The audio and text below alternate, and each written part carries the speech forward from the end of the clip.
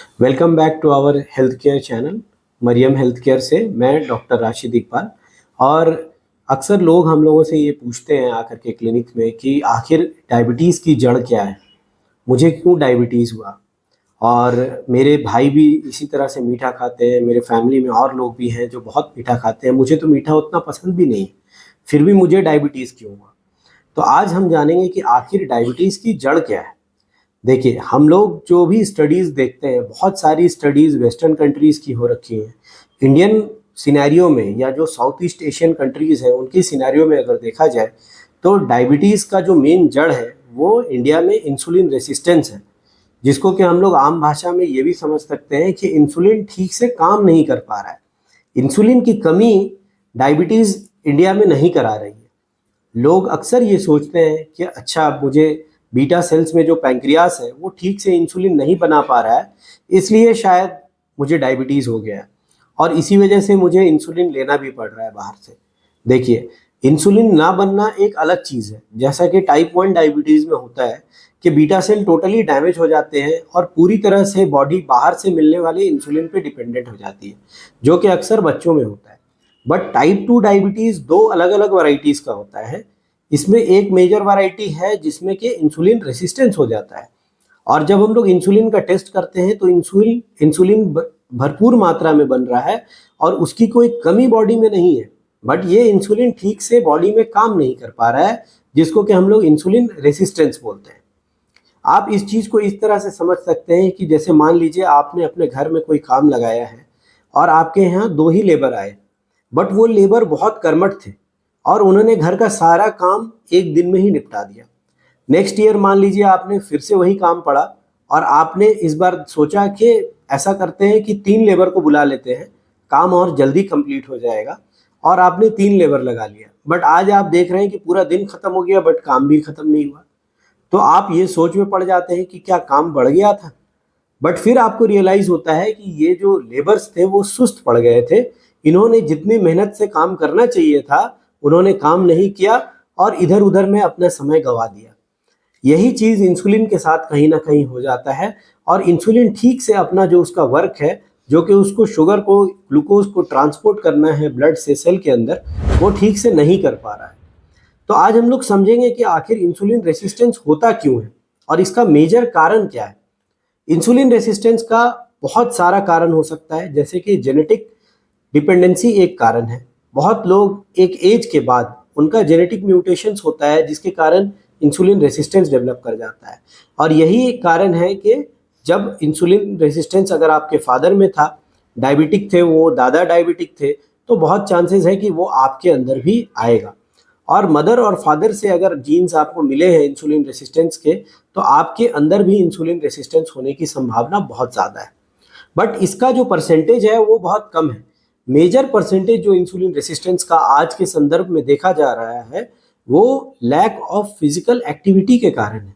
हम लोगों का जो पहले का रूटीन हुआ करता था, आज से अगर मैं 30-40 साल पहले जाऊं, और उस टाइम में जो लाइफ स्टाइल था वो बहुत एनर्जी इंटेंसिव लाइफ स्टाइल था, जहाँ पे बॉडी का एनर्जी का यूटिलाइजेशन था।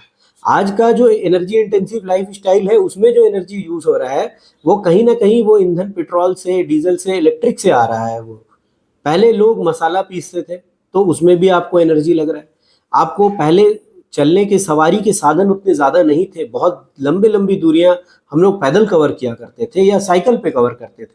तो क्या होता था कि आपका बॉडी का एक्सपेंस होता था, मसल का कॉन्ट्रैक्शन रिलैक्सेशन होता था, जिसके के कारण आपका इंसुलिन रेसिस्टेंस इंप्रूव कर जाता था। बट जितना हम लोग सुस्त होते जा रहे हैं, जितना ज़्यादा हम लोग मशीनों पे डिपेंडेंट होते जा रहे हैं, उतना ज़्यादा इंसुलिन रेसिस्टेंस इंक्रीज कर रहा है। तो अब ये तो मुमकिन नहीं है कि वापस से अब आप अपने घर में गैस का सिलेंडर हटा करके और कोयला का चूल्हा लेकर के आप आए, ये फ्लैट में, और ऐसे पॉसिबल भी नहीं है कि अब वापस हम उस तरफ जाएं। तो क्या उपाय है इसका?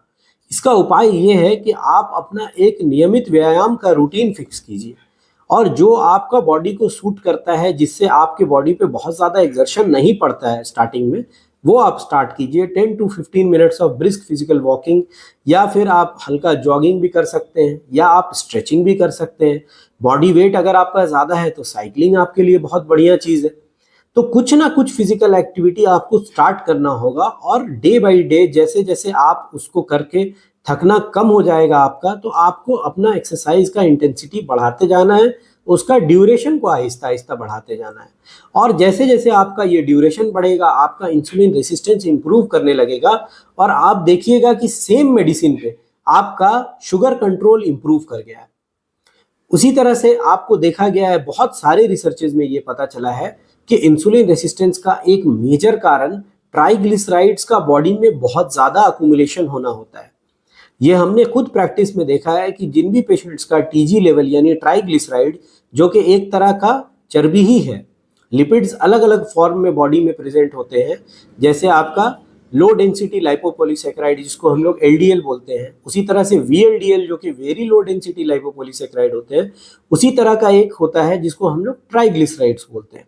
ये ट्राइग्लिसराइड्स क्या करता है कि सेल मेम्ब्रेन में जो इंसुलिन शुगर को ट्रांसपोर्ट कर रहा है उसको ठीक से करने नहीं देता है।